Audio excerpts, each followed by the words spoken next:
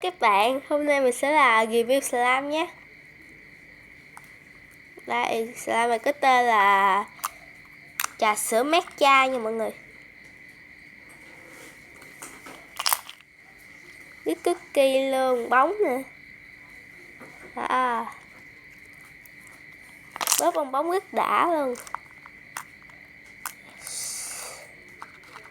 Slime tiếp theo đó là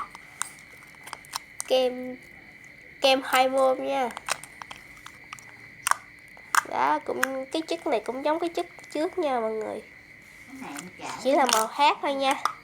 Đây là mái tóc đen của tôi nha.